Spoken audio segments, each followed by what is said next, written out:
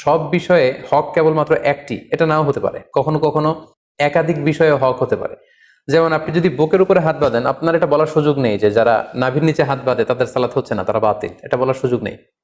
আবার যারা নাভির নিচে সালাতে হাত বাঁধছেন, তারা আপনারা কখনোই বলতে পারবেন না যে যারা বুকের উপরে বাঁধে তাদের সালাত হচ্ছে না, এটা বাতিল না।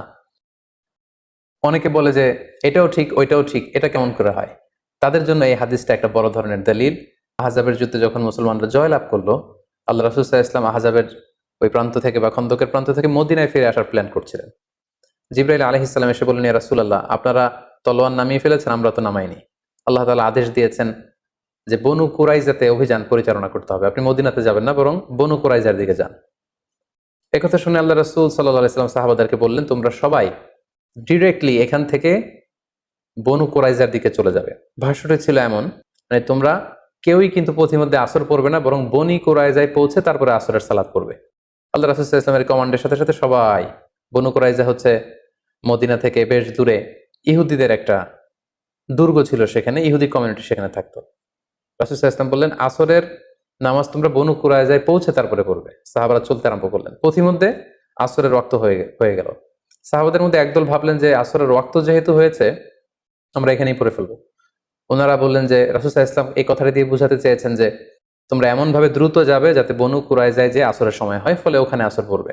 কিন্তু যেহেতু আমাদের লেট হয়ে গিয়েছে, ফলে আমরা আসরের সময় হওয়ার সাথে সাথে পথিমধ্যে পড়ে ফেলবো। ওনারা এই চিন্তা থেকে মাঝপথে আসর পড়ে ফেললেন।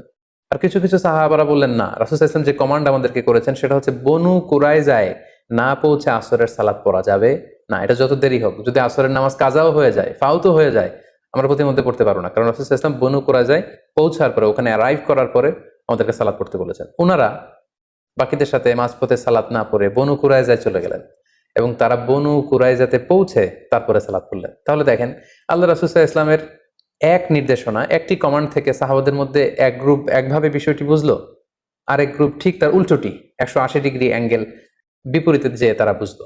এবং পরবর্তীতে আল্লাহ রাসূল সাল্লাল্লাহু আলাইহি ওয়াসাল্লাম যখন বনু কুরাইজায় উপস্থিত হলেন, ওনার কাছে বিষয়টি পেশ করা হলো যে আপনার এই কমান্ড শুনে, নির্দেশনা শুনে কিছু সাহাবা পথিমধ্যে নামাজ পড়েছে, কিছু সাহাবা বনু কুরাইজায় এসে পড়েছে। রাসূল সাল্লাল্লাহু আলাইহি ওয়াসাল্লাম কাউকে কিছু বললেন না। রাসূল সাল্লাল্লাহু আলাইহি ওয়াসাল্লাম বললেন, ইটস ওকে, ঠিক আছে, সমস্যা নেই। তো এই দুইটি মতামতের মধ্যে কোনোটা যদি ভুল হতো, তাহলে রাসূল সাল্লাল্লাহু আলাইহি ওয়াসাল্লাম চুপ করে বসে থাকতেন না। কারণ নবীদের বৈশিষ্ট্য হচ্ছে তারা যদি কোথাও ভুলভাল কিছু দেখতে পান, শরীয়ত বিরোধী কিছু দেখতে পান, ওনারা এটাকে শুধরে দেন। রাসূল সাল্লাল্লাহু আলাইহি ওয়াসাল্লাম কিছুই বললেন না, তার মানে বোঝা গেল দুটিই ঠিক ছিল।